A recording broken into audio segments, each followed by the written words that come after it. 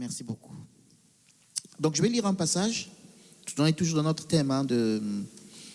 Alors, juste vous précisez qu'en fait, depuis 2020, milieu 2020, 2021, on était dans le livre de Matthieu. On étudiait le livre de Matthieu. Et donc, depuis mi-2020 jusqu'à cet été, on était dans Matthieu. On a fait Matthieu 1 jusqu'au Matthieu 5. On était encore dans Matthieu 5. Donc, du coup, 2021 jusqu'à 2025, là, 2024, on a fait 5 chapitres. Et on était encore dans Matthieu chapitre 5. Donc, j'avais fait une petite parenthèse pour parler du discipolat, parce que j'en avais senti le besoin. Mais donc on continue toujours avec le discipolat, mais petit à petit je réintègre notre partage de Matthieu, puisqu'on va continuer le livre de Matthieu. Mais on va continuer un peu plus vite, parce que là on a fait quand même presque 3 ans sur 5 chapitres. Mais c'était intéressant, hein, tout ce que nous avons vu dans Matthieu, c'est vraiment intéressant. Ok, donc Matthieu chapitre 5, on va lire le verset... à partir du verset 38. J'aime bien lire avec la version parole vivante. Donc Matthieu chapitre 5 à partir du verset 38. On est toujours dans notre thème du discipolat. Vous savez, la semaine dernière, nous avons parlé d'Éphésiens chapitre 4. Donc on est toujours dans cette optique-là. Donc je lis la parole. Matthieu chapitre 5 à partir du verset 38. Je lis la parole, Matthieu chapitre 5, verset 38. Vous avez appris qu'il a été dit, œil pour œil, une dent pour une dent. Eh bien, moi, je vous demande ceci. N'opposez pas de résistance à celui qui vous veut du mal. Au contraire, si quelqu'un gifle sur la joue droite, présentez-lui aussi l'autre. Si quelqu'un veut te faire un procès pour avoir ta chemise, ne l'empêche pas de prendre ton vêtement. Et si quelqu'un vient te réquisitionner pour t'obliger à lui porter un fardeau sur 1 kilomètre, porte-le sur 2 kilomètres avec lui. Donne à celui qui te demande, ne tourne pas le dos à celui qui veut t'emprunter quelque chose. Vous avez appris qu'il a été dit, tu témoigneras de l'amour à ton ami et tu auras de la haine pour ton ennemi. Eh bien, moi, je vous le dis, témoignez de l'amour à vos ennemis. Et priez pour ceux qui vous poursuivent de leur haine. Ainsi, vous vous comporterez vraiment comme des enfants de votre Père céleste, car lui, il fait luire son soleil sur les méchants, mais aussi bien que sur les bons. Et il accorde la pluie à ceux qui font sa volonté, comme à ceux qui ne la font pas. Amen. Si vous aimez seulement ceux qui vous aiment, allez vous prétendre à une récompense pour cela. Les truands eux-mêmes n'en font-ils pas autant? Et si vous réservez votre bon accueil aux gens de votre milieu, si vous êtes seulement aimable avec vos amis, que faites-vous là d'extraordinaire? Est-ce que les gens de tous les pays n'agissent pas de même? Vous donc, soyez parfaits, tout comme votre Père céleste est parfait. Amen. Donc Dieu veut qu'on arrive à la perfection. Et nous avons vu dans Éphésiens chapitre 4, verset 11 jusqu'au verset 14, donc les apôtres, comme on avait dit, qu'ils avaient été donnés pour le perfectionnement des saints. Amen. Ok. Jésus est en train de parler ici à des Juifs. Et il leur dit, vous avez appris œil pour œil, dent pour dent. Vous avez appris vengeance. Vous avez appris à être égoïste, à penser à vous. En fait, la loi, dans une grosse partie de la loi de Moïse, qui est la parole de Dieu qui a été donnée, dans une grosse partie de la loi de Moïse, on faisait les choses pour soi. C'est pour cela que le jeune homme riche, quand il vient rencontrer Jésus, je ne sais pas quand je l'ai expliqué ça, je ne sais plus quand. À qui j'ai expliqué ça? Je ne sais plus. Quand le jeune homme riche vient rencontrer Jésus, et puis Jésus lui dit, donc il vient voir Jésus, il dit à Jésus, que faut-il pour hériter du royaume de Dieu? Et Jésus lui dit, honore ton père et ta mère, enfin respecte la loi. Vous vous souvenez?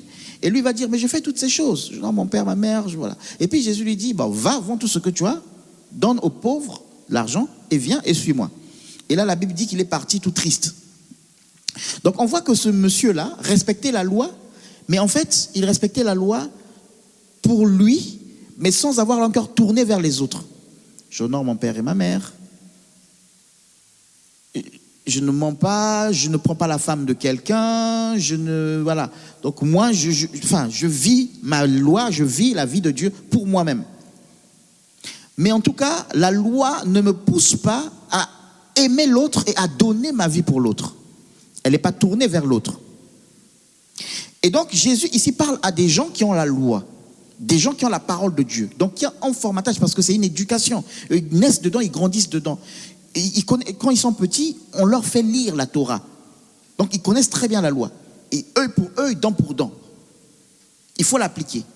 Jésus parle à des gens comme ça, qui ont un formatage différent. Et il leur dit, il vous a été dit, donc par la loi de Moïse, il a été écrit par la loi de Moïse, qui est la loi de Dieu. Attention. Amen, hein?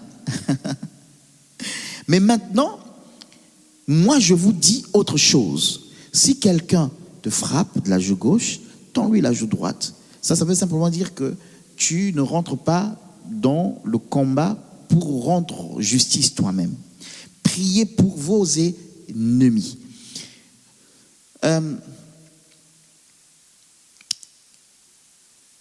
Jésus, en disant ça, est en train de changer la manière de vivre la vie avec Dieu. C'est-à-dire que la vie avec Dieu ne va plus être juste les respects de principes, mais ça va être le cœur qui est tourné vers l'autre. Ça va être le pardon, ça va être porter tes ennemis, ça va être la réconciliation au lieu de la vengeance. C'est pour cela qu'aujourd'hui, la nation d'Israël se trompe. La nation d'Israël se trompe. Il faut le dire, c'est-à-dire que nous, des fois, on est gênés quand on prend l'Ancien Testament, c'était une autre alliance, d'accord? Enfin, une autre alliance. C'était une autre dispensation. Où, bah oui, dans cette dispensation, Dieu voulait rendre justice par les hommes. Hein, donc, la nation d'Israël avait été utilisée à cette époque-là parce qu'il y avait des nations qui faisaient passer leurs fils et leurs filles par le feu. Ça ne veut pas dire que Dieu ne se révélait pas à d'autres nations. On voit bien dans la parole, Dieu se révélait à d'autres nations. C'est juste une parenthèse que je fais. Mais avec Christ maintenant, tu ne fais plus la guerre en tant que nation à d'autres nations. Il faut que tu sois dans le pardon. C'est pour cela qu'ils ont rejeté Christ. Et donc aujourd'hui, je me permets de le dire, je sais que c'est sensible, ce qui se passe en Palestine, Gaza, tout ça, Dieu n'est pas pour ça, d'aller bombarder les autres nations. Parce que oui, nous, on est le peuple de Dieu. Non, non, non, non, non. La promesse de Christ, on l'a vu avec Sarah, hein, en le réveillant. Quand Dieu dit que par Isaac, je donnerai des nations et des rois, c'est parce que c'est par Christ qu'il y aura des nations et des rois, mais ce n'est plus seulement Israël. Les autres nations aussi appartiennent au Seigneur par Christ. Alléluia.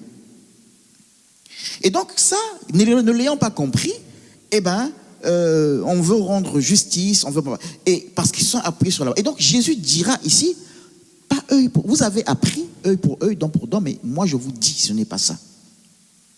Donc, ce que je veux dire en prenant ce passage, c'est que ici, c'est des chrétiens, c'est des croyants.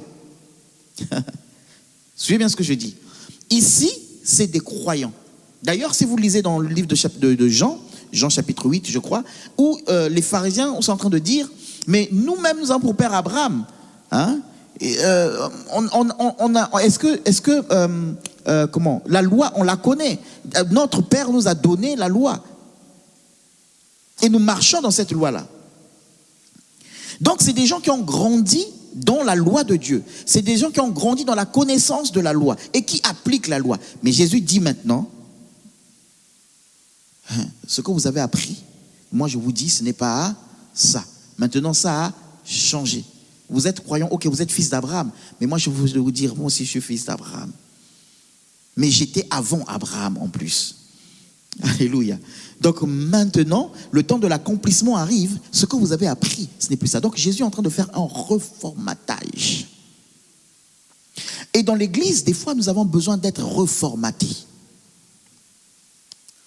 Pour amener ce peuple-là à l'unité, ce peuple de Dieu, qui fait des rites, qui fait des sacrifices.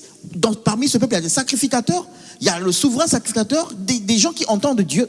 Mais Jésus dit, il vient, il dit, je reformate votre système de pensée, je reformate votre fonctionnement. Maintenant, ça va être par l'amour.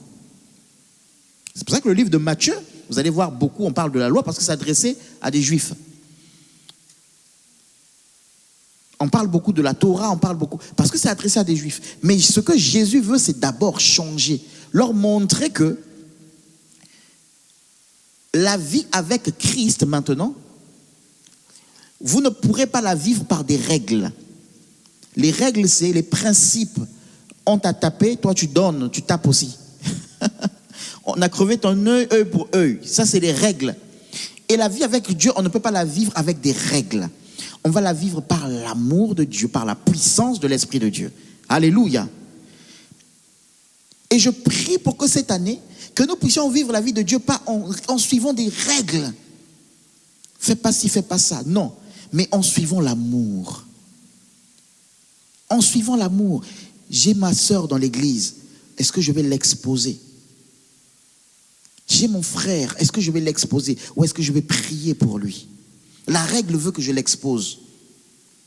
Vous savez, il y a des choses, des fois, on peut prendre quelqu'un, on le fait passer ici devant, et on dit, voilà, il y a ça, il y a ça, il y a ça, il y a ça. Mais ça, c'est la règle. Et on le voit dans 1 Corinthiens chapitre 5.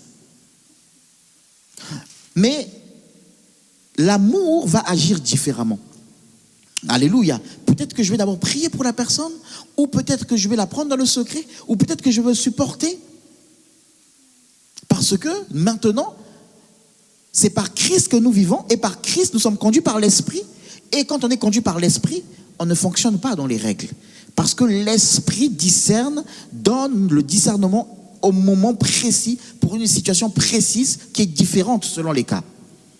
Alléluia. Amen, amen, amen. Donc, ici, Jésus est en train de reformater. Donc, c'est pour ça que je reviens à Éphésiens chapitre 4. Éphésiens chapitre 4. Donc, vous voyez que pour qu'on arrive à l'unité ici, Jésus est en train d'abord de dire, ok, ce que vous avez appris, c'est bien. Mais maintenant, vous devez apprendre autre chose. Est-ce que nous pouvons dire, maintenant, nous devons apprendre autre chose? Maintenant, nous devons apprendre autre chose. En fait, c'est ça, ça s'appelle le progrès. Ça s'appelle avancer. Moi, à l'époque, comme dans l'église où je me suis converti, les femmes n'exerçaient pas vraiment comme pasteur. Et donc, c'était un sujet quand même où j'y avais pas d'assurance, je comprenais pas trop tout ça, et puis voilà. Mais aujourd'hui, j'ai compris qu'une femme peut exercer. Elle peut exercer comme pasteur. Amen, hein? Elle peut exercer. Ok, dans la parole, on ne voit pas des disciples, femmes que Jésus a appelées comme apôtres, on va dire ça comme ça, des apôtres. Mais attention, il faut faire très attention. Jésus travaillait dans une culture qu'il fallait qu'il respecte. Parce que ça pouvait aussi être en scandale. C'est-à-dire que le changement, ce que les gens ne comprennent pas, c'est que la transition entre l'ancienne alliance et la nouvelle alliance, elle s'est faite progressivement pendant longtemps. Parce que le peuple auquel Dieu parle est un peuple qui est ancré dans certaines traditions et Jésus les respecte. Quand Jésus dit donnez à César ce qui est à César, il respecte la loi, les traditions qui sont là. Et c'est petit à petit que les gens vont parvenir au changement. C'est petit à petit que les gens vont abandonner les sacrifices d'animaux. Parce qu'ils sont dans cette culture-là. Et d'ailleurs, Pierre a eu du mal à aller chez des païens. Parce que pour le juif, c'était difficile. Et Dieu l'a d'abord amené chez un tanneur. C'est quelqu'un qui tanne les peaux d'animaux. C'est là-bas qu'il a eu la vision de Corneille. Donc on voit que pour Pierre, ça s'est fait progressivement. Et il a fallu que Dieu lui montre d'abord une vision de manger ce qui est impur, alors que, voilà, il ne devait pas le manger. La loi disait de ne pas manger. Et là, Jésus est en train de lui dire, maintenant, je te dis, tu peux manger. Et donc, Dieu est en train de le préparer tout doucement. Il y a des choses, c'est pour ça qu'il faut être patient dans la vie des gens. Des fois, on croit que quand quelqu'un est converti, il faut direct, allez. Non, vous pouvez avoir quelqu'un qui est converti, mais qui est encore en train de fumer. Il faut une rééducation. Et le Seigneur peut l'emmener tout doucement. On n'a pas tous le même rythme. Parce que, vous savez, il y a des péchés qui sont visibles. Quelqu'un fume et puis on dit, oh, voilà, bon, lui, mais tu t'es converti et tu fumes encore. Oui, mais toi, quel péché te tient dans le secret que tu vis depuis des années? Alléluia. Donc, il y a une transition qui se fait. Et c'est ça, des fois, qu'on ne comprend pas. Je vais prendre beaucoup d'exemples, mais ça ne sert à rien, parce qu'on n'a pas trop le temps. Mais quand vous voyez, par exemple, l'histoire des dîmes et des offrandes dont on parle beaucoup, tout ça. Mais oui, les gens disent, ok, bon, est-ce que les disciples payaient la dîme, tout ça, est-ce qu'ils prenaient la dîme? Non, ils ne prenaient pas la dîme. Mais c'est normal. S'ils prenaient la dîme dans le temple, qui allait donner les dîmes dans le temple? Eux, c'était une église naissante. La dîme, c'était une loi d'État, il ne faut pas l'oublier, c'était une loi d'État. Donc, si eux, ils commençaient, les disciples, les apôtres, les pierres commençaient à prendre la dîme, mais c'est comme si toi, tu détournes les impôts de la France. Ils détournent les impôts de la France. Alors qu'il y a des sacrificateurs qui doivent être payés. On doit prendre soin d'eux. Vous voyez ce que je veux dire? Donc, il y a beaucoup de choses que nous, on voit dans les Écritures, mais on ne comprend pas que, par exemple, après la mort de Jésus, quand on lit les Actes, il s'est passé plus de 30 ans entre les événements. Il s'est passé beaucoup d'années avant la conversion. Donc, bref. Donc, il y a des choses que nous comprenons au fur et à mesure que nous avançons. N'ayons pas peur de la révélation, de la compréhension, de l'évolution, de la compréhension de la parole de Dieu. N'ayons pas peur de dire, ah, je m'étais trompé. Moi, je m'étais trompé sur Jephthé. Je croyais que Jephthé avait sacrifié sa fille, il l'avait tuée. Non, Jephthé n'a pas tué sa fille. Non. Jephthé n'a pas tué sa fille. Et je sais que je l'ai prêché un jour. Et ça pouvait se comprendre. Jephthé n'a pas tué sa fille. C'est pour cela que c'est important quand on lit les Écritures, de le lire dans le contexte dans lequel ça a été écrit et de comprendre les mots qui sont utilisés. Parce que le même mot peut avoir plusieurs significations. L'Holocauste peut avoir plusieurs significations. Amen, amen, amen. Donc Dieu veut, Christ ici, pour que le peuple soit un seul et même peuple, Christ veut reformater le peuple. Et c'est pour cela qu'on repart donc dans Éphésiens chapitre 4. Éphésiens chapitre 4.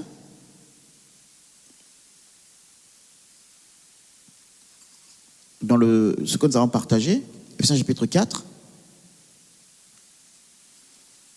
verset 13. Et là, aujourd'hui, je vais juste intervenir beaucoup sur le verset 14, mais je commence au verset 13.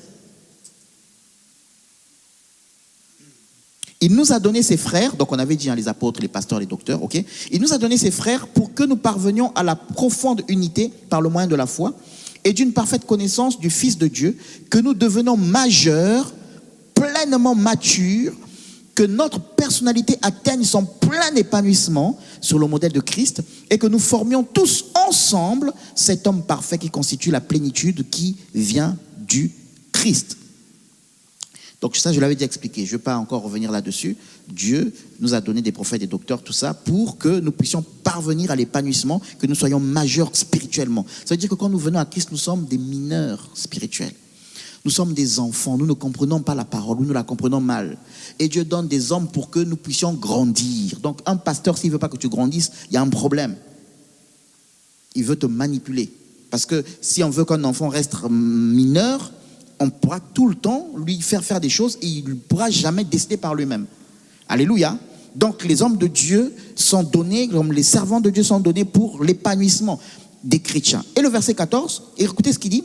Car il ne faut pas que nous restions toujours des petits enfants, ressemblant à ces esquifs ballottés par des flots et entraînés ça et là par chaque coup de vent. C'est-à-dire chaque doctrine en vogue.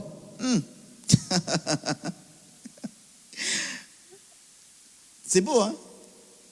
Non?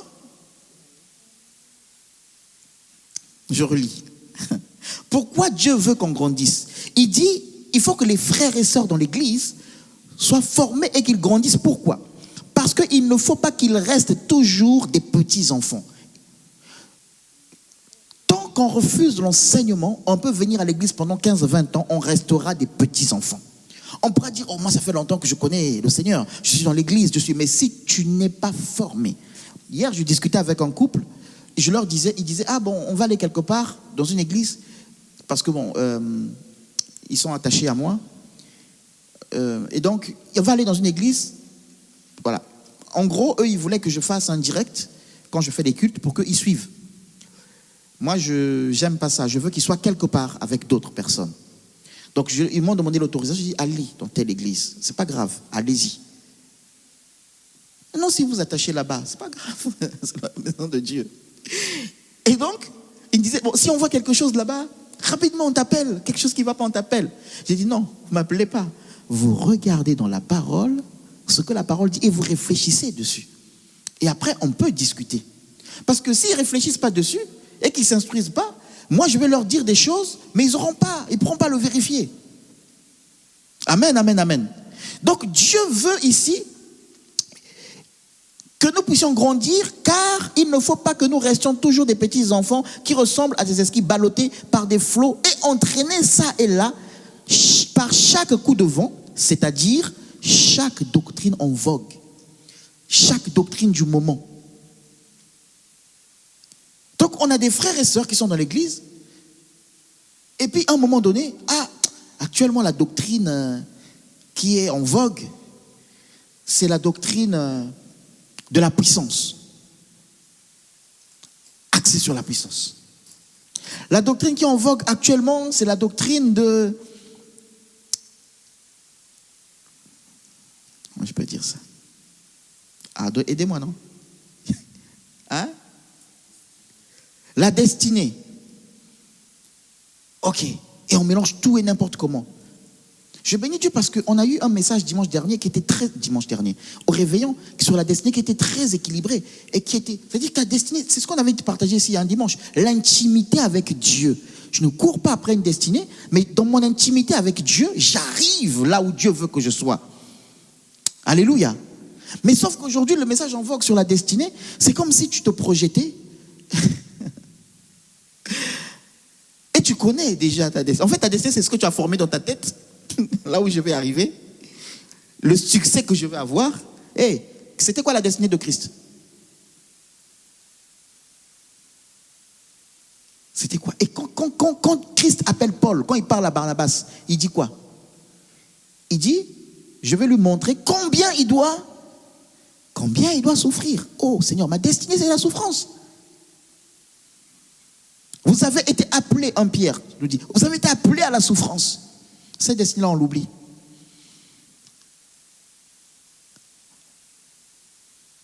La destinée que nous n'oublions pas. Oh, je suis pasteur. Pas costume. Je suis pasteur. Je suis suivi. J'ai tant d'abonnés. Je suis pasteur. Je suis éloquent. Quand je parle, il faut, tu vois. Ça, c'est cette destinée, l'élévation. Seigneur, tu vas élever le ministère. Seigneur, tu vas élever le ministère. L'apôtre Paul a eu une destinée glorieuse, mais avec beaucoup de souffrance. Alléluia. Glorieuse avec beaucoup de souffrance. Donc, ici, il est dit, si vous n'êtes pas mature, si vous n'êtes pas majeur, vous serez ballotté aux doctrines en vogue. Donc aujourd'hui, c'est la doctrine de la destinée en vogue. Boum! La personne est là. Aujourd'hui, c'est la doctrine de la délivrance. Il y a une période, c'était la doctrine de la délivrance. Bon, aujourd'hui encore aussi, hein, mais ça a un peu moins. Ça a changé un peu de... Mais il y a une période. Mais purée, mais toute ta vie, on va te délivrer. Mais moi, j'ai vécu la délivrance. J'ai été délivré, voilà. Je suis libéré, c'est passé. Donc, et puis, la doctrine de l'élévation, c'est fini. Ok, bon, là, pas mener à la doctrine de... En fait, j'ai oublié mon adresse où j'habite. On va me dire mon adresse. Je cours là-bas. Et puis, on me dit mon adresse. Donc, le pasteur Sorgé, on dit, bon, le nouveau qui est arrivé là... ok. tu habites à telle adresse. Ok, et alors? Ah ben merci, tu m'as rappelé mon adresse.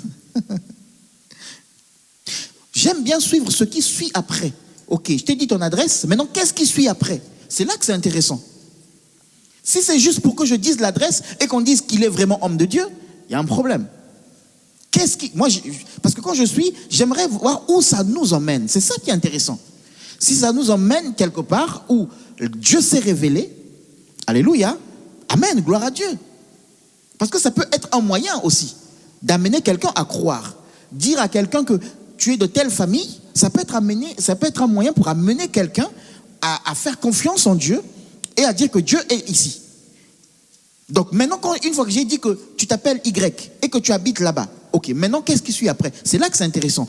Ce qui suit après, c'est ça qui me montre que là c'est le Seigneur qui a parlé. Parce que la Bible dit examinez les Écritures. Et il dit quoi par contre?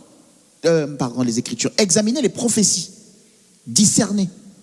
Et retenez ce qui est bon. Donc vous avez le droit de vérifier et de retenir ce qui est bon. Mais pour en arriver là, il faut être majeur dans la parole. Alléluia.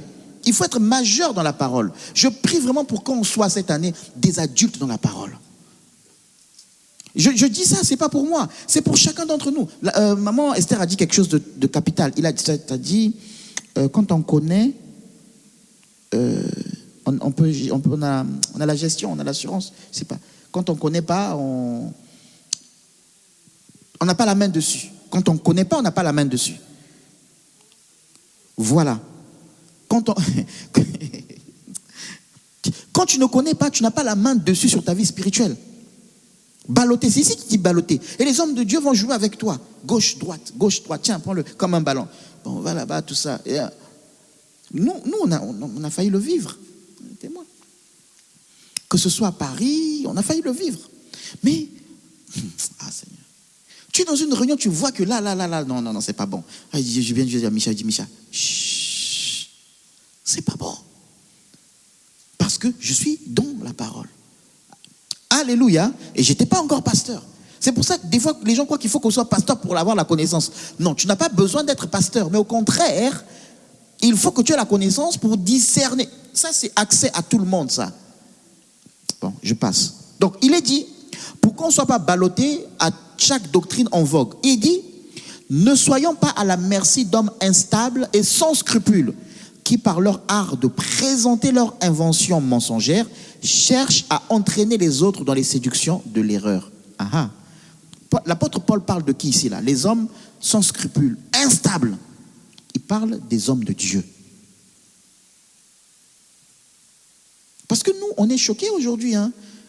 Quand on voit un pasteur qui manipule, là, c'est le pasteur Jean-Paul nous a parlé d'un pasteur là qui est parti avec beaucoup d'argent là.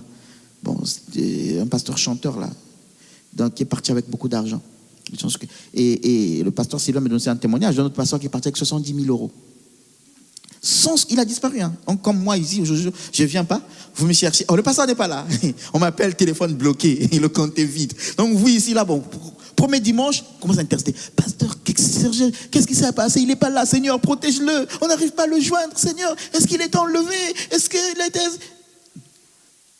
Le gars est tranquille avec son verre, tout ça. Et puis 2 dimanches, 3 dimanches, regarde le compte est vide. C'est ce qu'il a fait, le monsieur.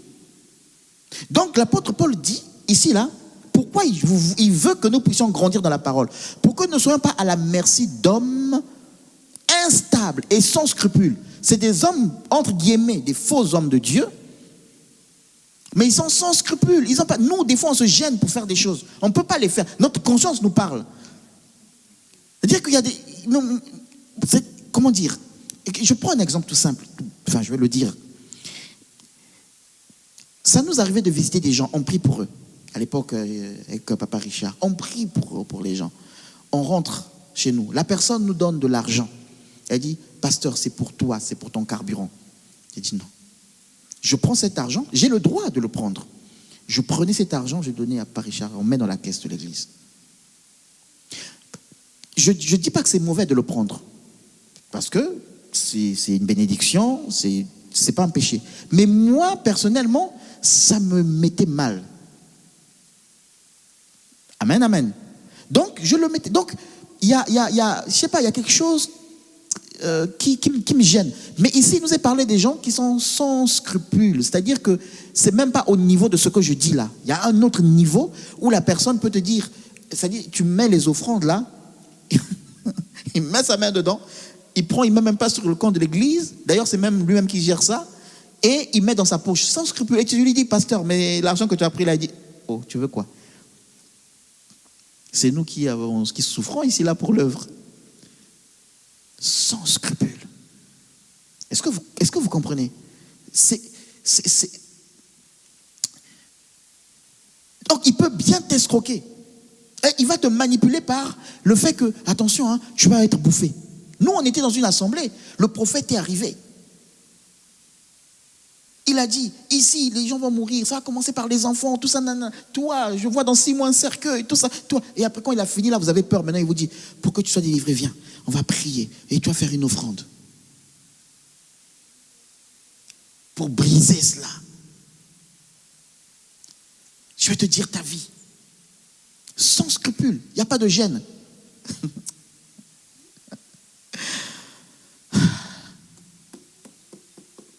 La Bible dit, c'est des hommes instables qui présentent leur invention mensongère. Et il dit, ils cherchent à entraîner les autres dans des séductions de l'erreur. Ils cherchent à entraîner les autres dans des séductions de l'erreur. Et donc, vous voyez, donc quand Jésus vient là, dans Matthieu chapitre 5, il dit, eux là, pour les amener à l'unité de la foi, il faut d'abord que je les reformate. Et donc ici, dans l'église, on a besoin d'être reformaté, mais c'est par l'enseignement.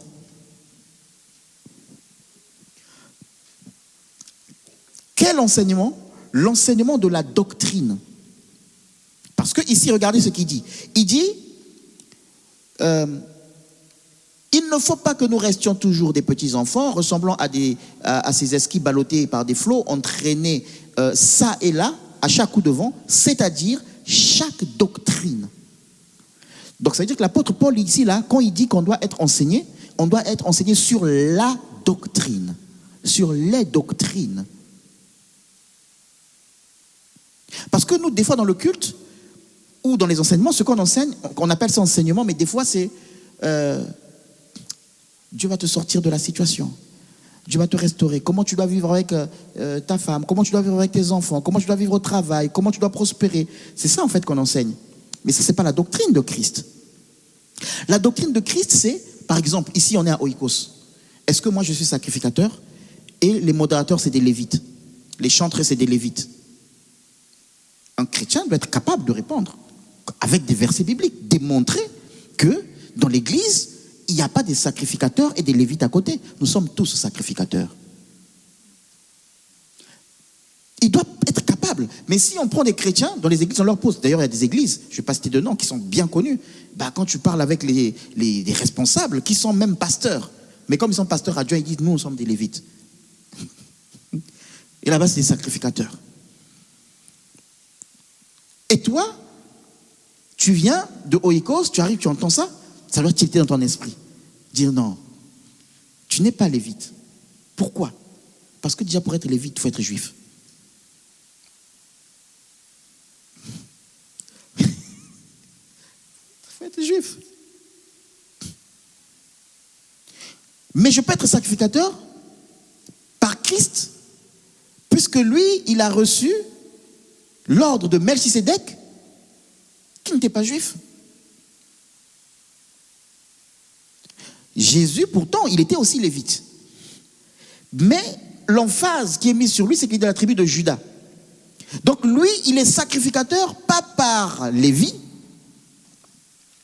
amen, mais par Melchisédek. Et comme nous, c'est par Christ que nous sommes introduits dans la sacrificature, donc c'est par Melchisédek, l'ordre de Melchisédek, que nous sommes sacrificateurs. Mais je ne peux pas être lévite. C'est pas possible. Et encore, si je suis lévite, tous les Lévites n'étaient pas sacrificateurs.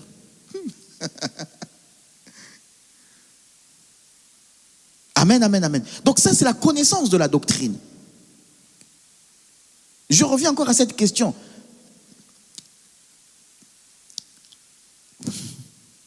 Bon, je vais pas soulever ça, parce que ça va peut-être nous troubler un tout petit peu. Bon, est-ce qu'on peut perdre le salut ou pas perdre le salut? Tu prends un chrétien, parle-moi de cette doctrine. Il est perdu. Et donc, vivant dans une certaine peur, il peut se faire manipuler et être ballotté à gauche, à droite, par différentes doctrines. Un coup, il a perdu son salut. Un coup, il l'a retrouvé.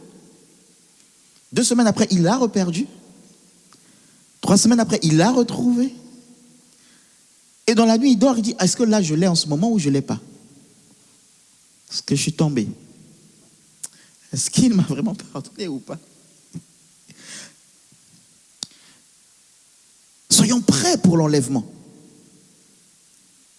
Soyons prêts pour l'enlèvement. Et imaginez, Jésus arrive à 5 heures. Il dit, j'arriverai à 5 heures pour faire l'enlèvement.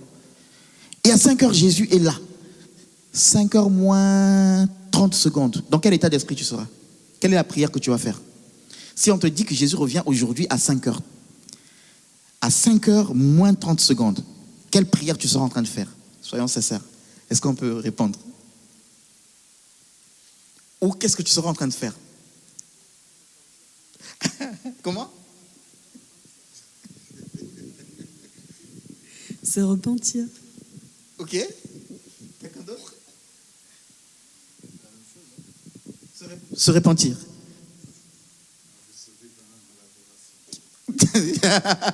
Il sera dans l'adoration. Maman, tu seras comment, toi? Se repentir.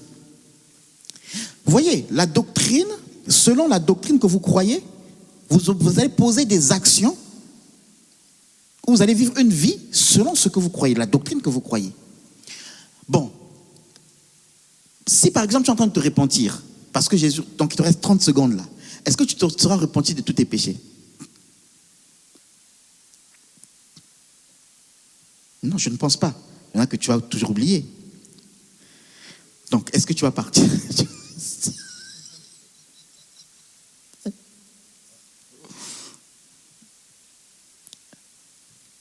Alléluia.